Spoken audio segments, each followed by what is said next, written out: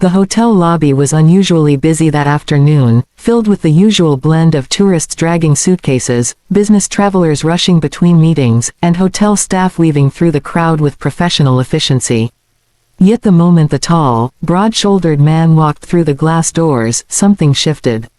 He carried no luggage except a small leather briefcase, and his sharp winter coat suggested he had stepped out of a colder world than the warm city they were in. His eyes scanned the room with calm precision, but his face showed no emotion. People glanced his way, unsure what to make of him.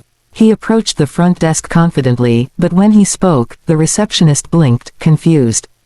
His words came out in Russian, clear, deep, and steady, but unintelligible to her. She gave an apologetic smile and tried to respond in English, speaking slowly as if that would help bridge the gap. He repeated himself, this time more firmly. She still couldn't understand. Her fingers hovered over the keyboard, her eyes darting around for help, but none of her colleagues spoke Russian either. Other staff members approached, each one offering a polite smile and a hopeful expression, only to step away moments later, defeated. The man wasn't angry, but his calm patience was starting to look like quiet frustration. He wasn't raising his voice or making a scene, yet there was something about the way he stood, straight-backed, unmoving, watching each failed attempt, that made the lobby grow tense. Guests waiting in line started whispering. Some assumed he was lost. Others thought he might be a foreign official or someone with important business. A few even speculated he might be dangerous, simply because they couldn't understand him. Still, he remained there, repeating a single sentence that no one could decipher. The receptionist tried translation apps on her phone, but the noise of the lobby and the man's deep accent made even technology fail. A manager stepped forward and attempted gestures to communicate, but misinterpretation only made the situation more awkward. The man wasn't demanding, he simply wanted something that seemed important enough that he refused to give up. But the language barrier felt like a wall no one could break. All the while, a woman stood a few feet away, quietly watching. She wore the simple black and white uniform of the housekeeping staff, her hair tied back neatly, her hands still holding the cart she had paused beside. She had seen misunderstandings before, guests upset about room service delays, tourists confused about where to find the elevator, but this was different. There was something in the man's eyes that wasn't annoyance or entitlement. It was something closer to desperation, or perhaps urgency. The maid had moved to this country years ago and had learned to blend into her environment. Most guests barely noticed her. But she noticed everything. She noticed the way the man wasn't asking for directions or a room upgrade. He kept mentioning the same phrase, his tone lowering each time, like someone hoping the world would finally understand. As minutes passed and the line behind him grew longer, the manager suggested he step aside to fill out a form. The man's jaw clenched. He repeated the phrase again, louder this time, not out of anger but out of fear that the meaning was slipping away amid the confusion. A couple nearby took a step back. The receptionist looked ready to call security, not because he had done anything wrong but because she didn't know what else to do. And that was the moment the maid finally pushed her cart forward.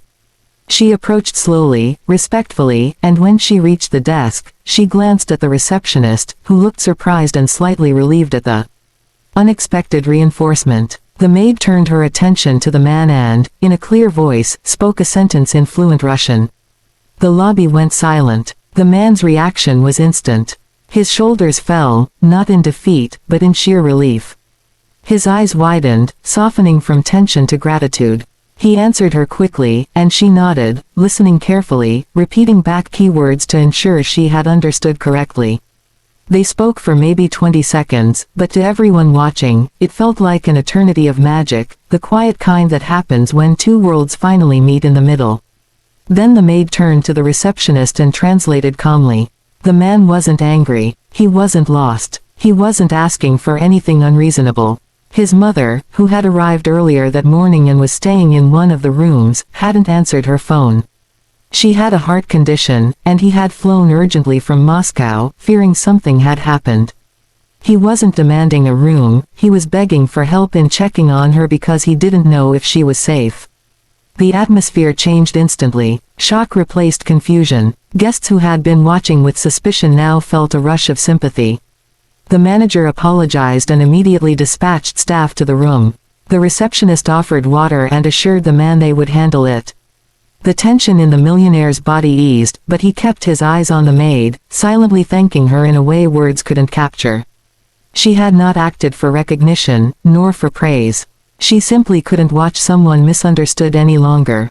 And in that brief moment, she became the only bridge between a worried son and the help he desperately needed. Little did she know that this small act of kindness would set into motion something far larger than anyone could have imagined. The staff rushed toward the elevator after hearing the maid's translation, but the Russian millionaire didn't move from where he stood. His breathing was uneven, his eyes fixed on the carpet as if he were bracing himself for the worst. The maid stayed near him, not too close, but close enough that he knew he wasn't alone. She had seen this kind of fear before, the fear that comes when someone you love might be on the edge of danger and you're powerless to reach them. The receptionist tried to offer him a seat, but he didn't respond. He kept looking at the elevator doors, his entire world narrowed into that single space. Minutes felt like hours. Guests pretended not to stare, but everyone felt the tension hanging in the room. The wealthy man who moments ago had seemed powerful and untouchable now looked like any other scared son. The maid noticed his hands trembling slightly, even though he kept them hidden inside his coat pockets. She wanted to comfort him, but she didn't know what words were appropriate. Instead, she stepped a little closer and quietly told him, in Russian, that they would check every detail and that he wasn't alone in this. Her voice was soft but steady, and something in it made him breathe a little deeper. The elevator dinged, and two staff members emerged. They approached the front desk with expressions that revealed nothing. The millionaire tensed so sharply that even the guests froze. When the manager finally spoke, he explained in English that they had knocked, entered the room with a master key, and found the man's mother lying on the floor. She was conscious but too weak to get up. The maid quickly translated, but the millionaire didn't wait for her to finish. He ran to the elevator, pushing the button repeatedly as if sheer force would make it move faster. The maid didn't think twice, she followed him. She wasn't sure why. Maybe it was because she had been the only one able to communicate with him. Maybe it was because she understood fear too well. Or maybe because something inside her felt responsible for the man who had walked into their hotel and found himself completely misunderstood. Whatever the reason, she stepped into the elevator beside him. He didn't question it, he simply looked at her with the silent trust of someone who needed her voice. The ride felt longer than the slowest minute of their lives. When the doors opened, the millionaire rushed down the hall before the maid could speak. She hurried after him and caught up just as he reached the open room door. Inside, an elderly woman lay on the floor near the bed, breathing heavily. Two staff members were helping her sit up, but she kept turning her head toward the door, hoping to see her son. The moment she did, tears rushed into her eyes. He dropped to his knees beside her, speaking in rapid Russian, his voice cracked with emotion. He held her hands tightly as if afraid she might disappear if he loosened his grip. She whispered something back, and he pressed his forehead to hers in pure relief. The maid stood quietly by the door, watching a moment she felt privileged to witness. The staff cleared space to give them privacy, but the millionaire motioned for the maid to stay. He didn't want to lose the one person who had understood him when no one else did. Slowly, the mother gathered enough breath to explain. She had felt lightheaded earlier, tried to reach her phone, and collapsed. She hadn't been able to move. Hours passed while she lay there, hoping someone would eventually check on her. Hearing this, the maid felt a sting of guilt. She remembered seeing the elderly woman earlier that day, walking slowly down the hall. She had even smiled politely at her.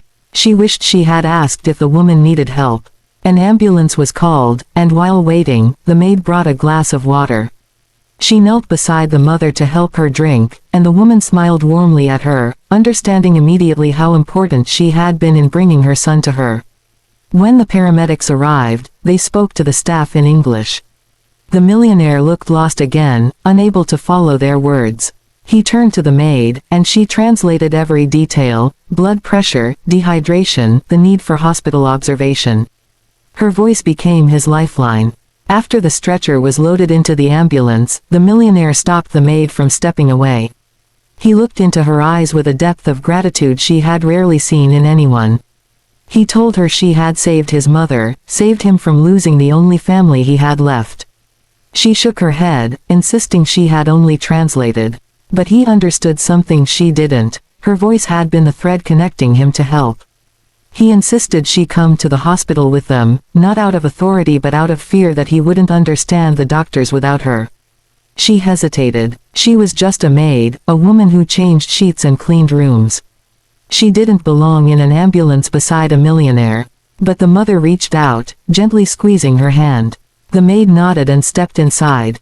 The hospital ride was quiet but filled with unspoken emotion. She translated every exchange, every instruction, every medical update. The mother kept her hand in her son's, but her eyes often drifted to the maid, as if blessing her silently. When the doctors confirmed that the mother would recover fully, the millionaire finally allowed himself to breathe. He stood outside the hospital room with the maid, the weight of the day settling over him. Without warning, he told her he owed her everything. She shook her head again, but he insisted. In a world where wealth had made him powerful, influence had made him respected, and language had made him helpless, she had been the one voice that reached him, the one voice that mattered. And in that moment, both of them knew their lives had quietly changed forever. The hospital room was quiet except for the rhythmic beeping of the monitor and the soft hum of the air conditioner. The millionaire sat beside his mother's bed, his shoulders finally relaxed for the first time since he had entered the hotel hours earlier. The maid stood near the window, unsure whether she should stay or leave. She had helped as much as she could, but now that doctors were handling everything, she felt out of place, like a visitor accidentally invited into someone else's private world. She turned toward the door, planning to excuse herself quietly, but the millionaire noticed immediately and called out to her in Russian, asking her not to leave yet. His voice was gentle, almost pleading. She hesitated, then nodded and stayed where she was. The mother, now resting more comfortably, opened her eyes and whispered something to her son. He leaned close to listen, then turned to the maid and translated that his mother wanted to thank her personally. The maid approached slowly, and the elderly woman reached out her hand with surprising strength. She squeezed the maid's fingers and spoke softly. Even though the maid couldn't understand the Russian words, the emotion in the woman's eyes said everything. Gratitude, relief, trust. The son translated again, saying his mother believed that the maid had been sent to them as a blessing. The maid felt her eyes warm, but she forced the tears back. She wasn't used to being seen like this. Most people walked past her without noticing her name tag or her smile. She was simply part of the hotel background, present, helpful, and visible. Yet here she was, standing between a millionaire and his mother, treated like someone who mattered. It was overwhelming. She stepped back slightly, needing space to breathe. The millionaire stood and approached her.